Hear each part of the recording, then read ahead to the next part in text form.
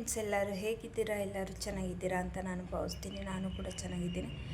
ಏನಪ್ಪ ಇವತ್ತಿನ ಬ್ಲಾಗ್ ಅಂದರೆ, ಇವತ್ತು ಗುರುವಾರ ಆಗಿದ್ದರಿಂದ ಇವತ್ತು ಮನೆಯಲ್ಲಿ ಪೂಜೆ ಮಾಡ್ತಾಯಿದ್ದೀನಿ.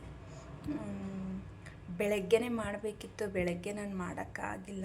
1-2 ವಾರದಿಂದ ಮಿಸ್ ಆಗ್ತಾಯಿದೆ, ಬೆಳಗ್ಗೆ ಮಾಡೋದಕ್ಕೆ ಆಗ್ತಾಯಿಲ್ಲ. ಕೆಲ್ಸಕ್ಕೆ ಬೇರೆ ಹೋಗ್ತೀನಲ್ವ, ಅದಕ್ಕೋಸ್ಕರ ಆಗ್ತಿಲ್ಲ. ಇವಾಗ ಟೈಮ್ ಎಷ್ಟು ಅಂತಂದರೆ 3 ಗಂಟೆಗೆ 5 ನಿಮಿಷ ಇದೆ. ಇನ್ನು 3 ಗಂಟೆಗೆ 5 ನಿಮಿಷ ಇದೆ. ಈಗಿದ್ದೀನಿ, ನಿದ್ದೆ ಮಾಡಿ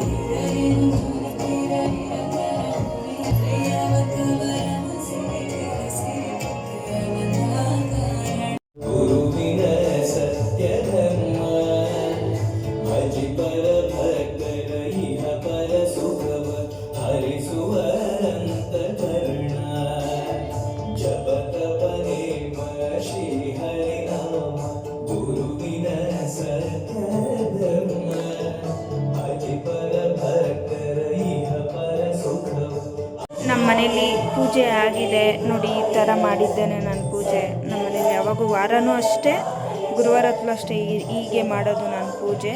ಆದರೆ ಒಂದೇ ಒಂದು ಮಿಸ್ ಮಾಡಿದ್ದೀನಿ. ಏನಪ್ಪ ಅಂದರೆ ಪ್ರಸಾದ ಮಾಡೋಕ್ಕಾಗಲಿಲ್ಲ ನನ್ನ ಕೈಯಲ್ಲಿ, ಅದರಿಂದ ಅದೊಂದು ಮಿಸ್ ಮಾಡಿದ್ದೀನಿ ರಾಯರಿಗೆ. ನೋಡಿದ್ರಲ್ಲ, ನಮ್ಮ ಮನೇಲಿ ಪೂಜೆನೂ ಆಯಿತು, ಎಲ್ಲ ಆಯಿತು. ನೀವು ಅಂದ್ಕೊಂಡಿರ್ಬೋದು ಏನಪ್ಪ ಫಸ್ಟೆಲ್ಲ ಸಾಂಗ್ ಓಡ್ತಾಯಿದೆ ಅಂತ.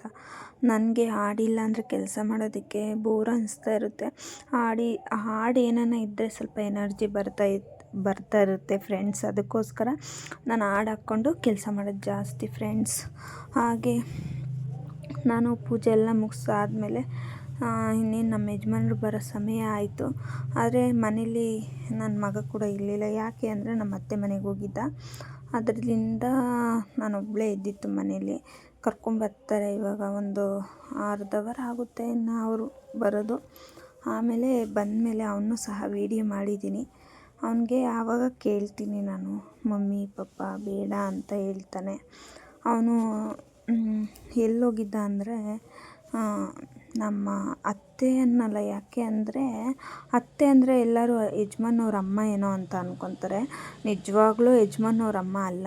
ಅತ್ತೆ ಅಂದರೆ ನಮ್ಮ ಅಪ್ಪ ಅವ್ರ ತಂಗಿ ಇದ್ದಾರಲ್ವ, ಅವ್ರನ್ನ ಅತ್ತೆ ಅನ್ನೋದು. ಇನ್ಮೇಲೆ ಅತ್ತೆ ಅನ್ನಲ್ಲ, ಅವ್ರನ್ನ ಅಮ್ಮ ಅಂತ ಅಂತೀನಿ. ನಾನು ತವ್ರ ಮನೆಗೆ ಕಳಿಸಿದ್ದೆ ಅವನ್ನ.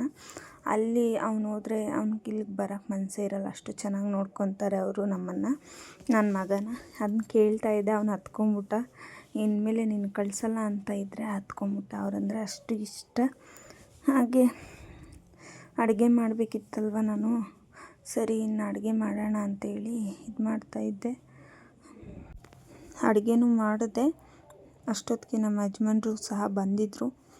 ಬಂದು ನನ್ನ ಮಗನಿಗೆ ಚಾಕ್ಲೇಟನ್ನು ತೊಗೊಂಬರೋದಕ್ಕೆ ಅಂಗಡಿಗೆ ಹೋಗಿದ್ದಾರೆ.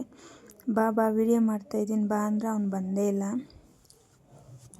ಅವನು ಹೇಳ್ತಾ ಇದ್ದಾನೆ, ಅಮ್ಮನೂ ಬೇಡ ಅಪ್ಪನೂ ಬೇಡ, ನನಗೆ ನಮ್ಮ ಅಜ್ಜಿ ತಾತ ಮನೆಗೆ ಹೋಗಬೇಕು ಅಂತ. ಹಾಗೆ ನಮ್ಮ ಅತ್ತೆಯವರು ಅಲ್ಲಿಂದ ಸಾಂಬಾರು ಎತ್ತು ಕಳಿಸಿದ್ರು ನಮ್ಮ ಮನೆಗೆ.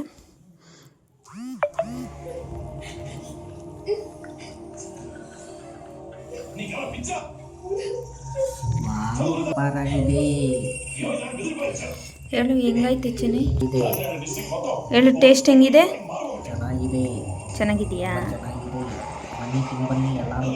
ಓಹೋ ನೀನು ತಿನ್ನು. ಏನಾನ ನಿಮ್ಗೆ ಇಷ್ಟ ಆಗಿದ್ರೆ ಲೈಕ್ ಮಾಡಿ, ಶೇರ್ ಮಾಡಿ, ಕಮೆಂಟ್ ಮಾಡಿ. ಹಾಗೆ ನೆಕ್ಸ್ಟ್ ಬ್ಲಾಗ್ ಒಂದಿಗೆ